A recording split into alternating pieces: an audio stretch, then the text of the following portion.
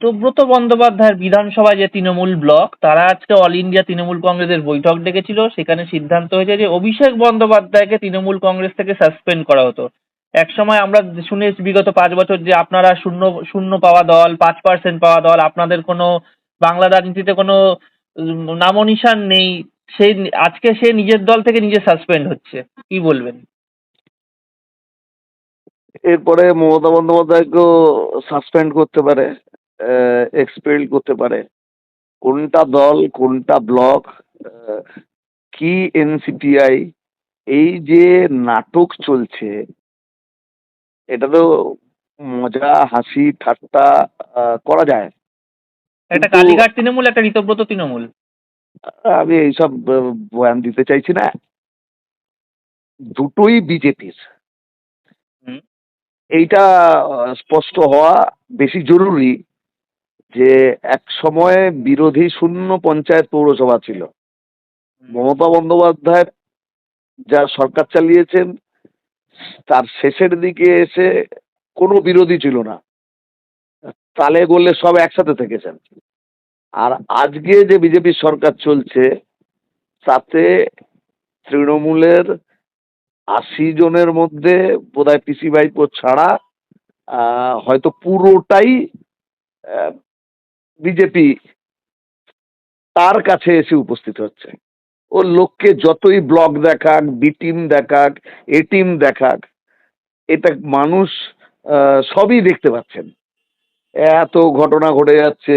ও ঋতব্রতর block, ও যে বিজেপির সাথে আছে ও তো প্রতিদিন প্রমাণ করে চলেছে যে আমি বিজেপি। আর বিজেপিও এমন যে এরপরেও ভাবছে খরগোশের মতো ঝোপের মধ্যে মুখ লুকিয়ে যে আমাকে কেউ দেখতে পাচ্ছে না। দেখতে তো পাচ্ছে যে সমস্ত তৃণমূল চোর জোচ্চোর লম্পট গুন্ডা বদমাস ভোট লুট করেছে, গণতন্ত্র কেড়ে নিয়েছে, প্রাসাদ বানিয়েছে, সব হচ্ছে বিজেপি।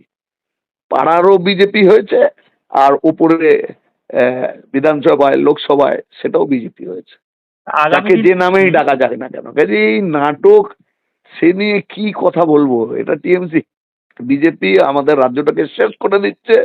এইটা আরেকটা নাটকের একটা অংশ। সেসব হচ্ছে, এই নিয়ে মাথা ঘামিয়ে আমার মনে হয় সময় নষ্ট করা ছাড়া কিছু না।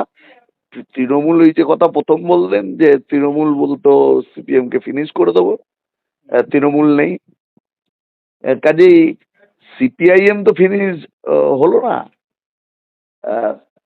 কাজে এটা সময় বলবে। আজকে যে বা যারা মনে করছে যে বামপন্থাকে শেষ করে দেওয়া যায়, কিন্তু সেটা যে যায় না, আহ, তার প্রমাণ প্রতিদিনই পাওয়া যাচ্ছে, ভবিষ্যতেও পাওয়া যাবে। সে আরেকটা যার শেষ প্রশ্ন, আগামী দিনেও কি মমতা বন্দ্যোপাধ্যায় অভিষেক বন্দ্যোপাধ্যায়কে আরো খারাপ দিন দেখতে হবে মনে হয়? কি খারাপ মমতা, ইলেকশনে যে কেউ হারতে পারে, আহ, এর মধ্যে তো কোনো এমন কিছু ব্যাপার নেই। নিজের পার্টি রাখতে পারলেন না, এরপরে ওনার কি হবে না হবে, আহ, ওনাকে যারা তৈরি করেছিলেন আরএসএস বলতে পারবে আচ্ছা। যে এরপরের কি অবস্থা হবে, সেখানে সুখ আছে কিনা, সুখ দেওয়া হবে কিনা, তারা তাদের ব্যাপার তারা জানে।